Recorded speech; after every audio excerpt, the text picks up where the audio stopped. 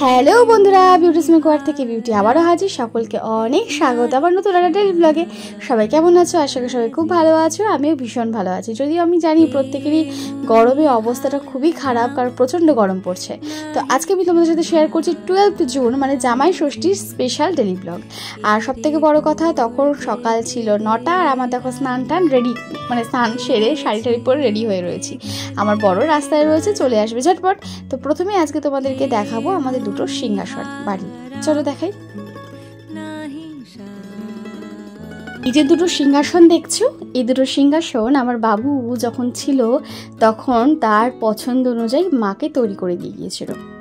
বড় সিংহাসনে থাকে আমার জগন্নাথ দা, আমার রাধা মাধব, আমার গোপাল দা।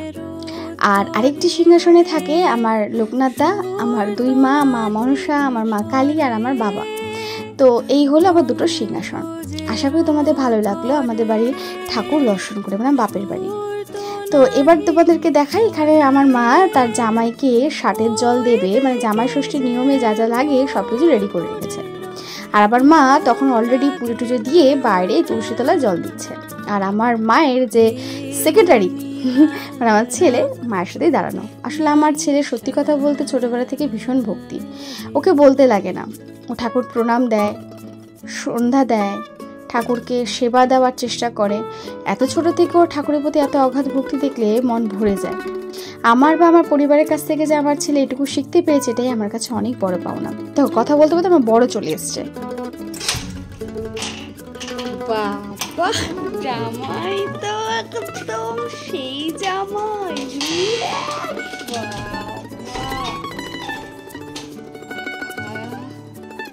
জামাই মুখ দেখাবে না, এই জামাই মুখ দেখায় না, এই জামাই মুখ ঘুরিয়ে রাখে, দেখবি।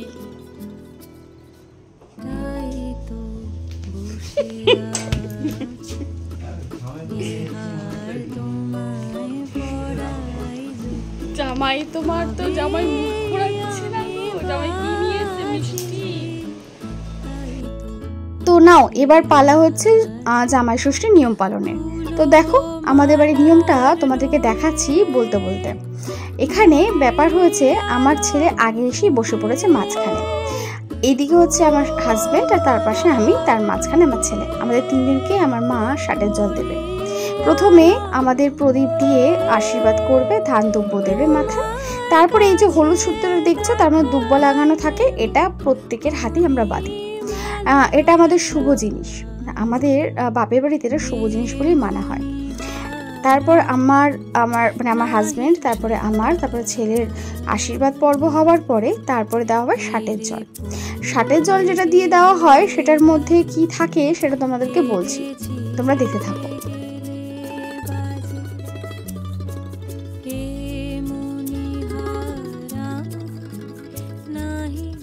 আমার ছেলে তো বেজায় অবাক, ভাবছে এগুলো দিদু করছেটা কি। আসলে গত বছর যখন ও দেখেছিল তখন অনেকটাই ও ছোট ছিল। আর এখানে দেখো আমি ঘাম মুছছি, এত পরিমাণ গরম। আচ্ছা, এখানে ষাটের জল দিচ্ছে এবার আমার মা। ষাটের জলটা যেটা দিয়ে দেওয়া হয় তার মধ্যে থাকে ধানের শীষ 60খানা, মানে 60টা ধান আর কি, ধানের যে ওই শীষটা আর কি থাকে ওটা, দুব্বা, করম চা থাকে, খেজুর, এই সব কিছু দিয়েই করা হয়। এটা দিয়ে শান্তির জন্য জল দিয়ে এটা করতে হয়। জলটা কিন্তু আমার মাকে স্নান করে ডুব দিয়ে তুলতে হয়, সেটা তো এখানে নিয়ম নেই, কিন্তু স্নান করে ওই বস্ত্র পরেই তুলতে হয়, ভেজা বস্ত্রতে। এবার আম আর দিয়ে পাখা দিয়ে আমার মা আমাদের তিনজনকে বাতাস করলো। এটা জন্য দেয় 60 দেয়, তারপরে বাতাস দেয়। আর এখানে আমার মা 5 ফল আর যেটা আমার মা বস্ত্র কিনেছে সেটা তুলে দিল আমার হাজব্যান্ডের হাতে। প্রত্যেকের জন্যই আমার মা কিনেছিল, সেগুলোর এতটা দেখাতে পারলে না, অনেক বড় ভিডিও হয়ে যেত তার জন্য। তো এখানে মিষ্টি জল ঠল খাইয়েছে আমাদেরও। সব কিছু হওয়ার পর আমার মাকে আমার হাজব্যান্ড শাড়িটা দিল, যদিও শাড়িটা অনেক আগেই মার খোলা হয়ে গেছিলো ফলস পার পিকোর জন্য, তো সেই জন্য ওটা ওরকমভাবেই খোলাটা রয়েছে। যাই হোক, এখানে মাকে প্রণাম সেরে নিলাম আমরা তিনজনে। তো তারপরে খাবার পালা। সকালবেলা আমাদের খেতে হয় চিড়ে, খই, কলা, মিষ্টি আর ছাতু দিয়ে। খাওয়া দাওয়াটা শেষ করে যে এনে এসছে একা একা ছবি তুলতে, অমনি চলে এসে দুজনে মিলে আমাকে জ্বালাতে। কি বিরক্তিকর বলো তো। আর এর প্রতিশোধ নিতে আমি চলে গেছি ক্যামেরা হাতে আমার বরের সামনে। আর দেখেছে প্যাঁচের মতো কেমন করে মুখটা করে রেখেছে, এটাই আমার প্রতিশোধ। এই ভালো লাগে ওর এই মুখটা দেখতে। যাই হোক চলো, এবার সকালের তো হয়ে গেছে খাওয়া দাওয়া। দুপুরে খাওয়া দাওয়াটা দেখাই তোমাদেরকে।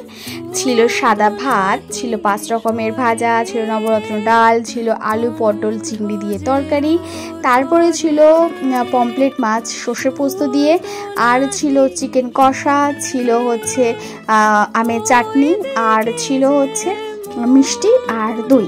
সত্যি কথা বলতে বাড়িতে আমি রান্নাবান্না করিনি বা মাকেও করতে দিইনি। মারও শরীরটা ভালো ছিল না, ইভেন আমারও ছিল না। তার জন্য আমরা বাইরে থেকে হোম ডেলিভারি করেছিলাম। আর যে হোম ডেলিভারি দেয় সে আমাদের বাড়িতে সমস্ত অনুষ্ঠানই দেয়। মানে ওই মামার হাতে হোম ডেলিভারি যখন আসে না, একটা আলাদাই স্বাদ থাকে। ডাল দাও না, বিউটি ভালো লাগবে। খেয়ে দেখো একটু, কেমন হয়েছে একটু বলো। হাতে একটু দেখিয়ে দাও।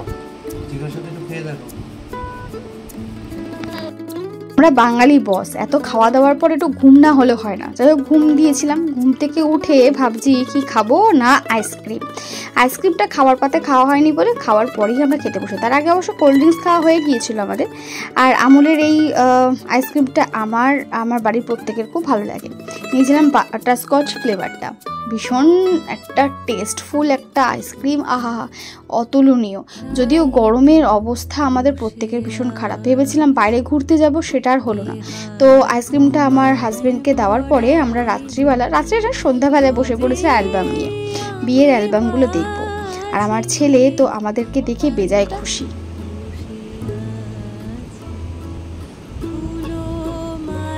লেখা টেখা হয়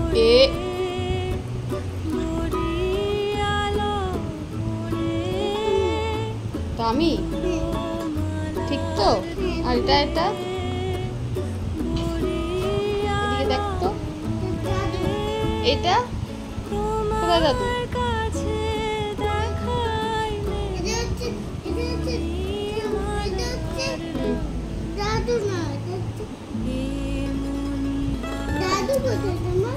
আমার দাদু না তোর দাদু?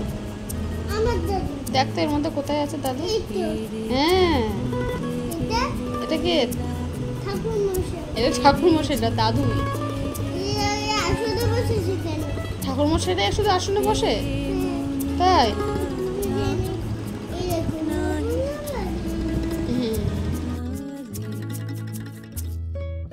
আমার ছেলের প্রথম কোশ্চেন আমি কোথায়, মানে বিয়ের অ্যালবামে ও নেই কেন। এর কি উত্তর দিই বলো তো। আসলে ছোটোবেলায় যখন ছোট ছিল আসলে, তখন ও আমাদের বিয়ের 2-1টা ছবি যখন দেখে তখন প্রশ্ন করে আমাকে আর আমার হাজব্যান্ডকে ও কোথায় থাকে, মানে কোথায় ছিল তখন। তো তখন আমি বলতাম তুই চীনে থাকিস, কারণ এটা আমরা মজা করেই বলি, এত দুষ্টামি করে বলি। আমি বলি তুই চীনে থাকতিস। তো সেটাই আমার ছেলে এখানে বলছিল। আর সবথেকে বড় কথা, বিয়ের এতগুলো বছর পার করার পরও যখন বিয়ের অ্যালবামটা দেখি তখন যেন নস্টালজিক লাগে। মনে এই তো কয়েক বছর আগে না, এই তো কালকেরই কথা বিয়ের অ্যালবামটা দেখে মনে হয়। আমার চেহারার কতটা পরিবর্তন, আমার হাজব্যান্ডের চেহারাটা কত পরিবর্তন, সেটা বারবার অনুভব করি অ্যালবামগুলো দেখলে। তারপরেও অ্যালবামটা খুলে যখন দেখি, যখন বাবুর মুখটা দেখতে পাই, তখন খুব খারাপ লাগে, কষ্ট হয়। মানুষটা যখন এখন আর নেই, কিন্তু ছবিতে সে জীবন্ত। যদিও ছবির দরকার লাগে না, আমার মাঝে মধ্যেই মনে হয় আমার বাবু আমার সবসময় পাশে থাকে। তো যাই হোক, আজকে এই পুরো ভিডিওটা তোমাদের কেমন লাগলো সেটা অবশ্যই কিন্তু কমেন্ট সেকশনে জানিও। আর প্লিজ ভালো লাগলে লাইক কমেন্ট শেয়ার করো। আর এইভাবেই আমাকে ভালোবাসা দিয়ে যাও। তোমাদের ভালোবাসা পেয়ে আমি সত্যি ভীষণ আপ্লুত। আমি কোনোদিনও ভাবতে পারিনি আমার এই সোশ্যাল সাইটে এসে এতটা ভালোবাসা তোমরা আমাকে দেবে। এবার আসি, দেখা হচ্ছে অন্য কোনো ভিডিওতে। আজকের মতো টাটা, বাই।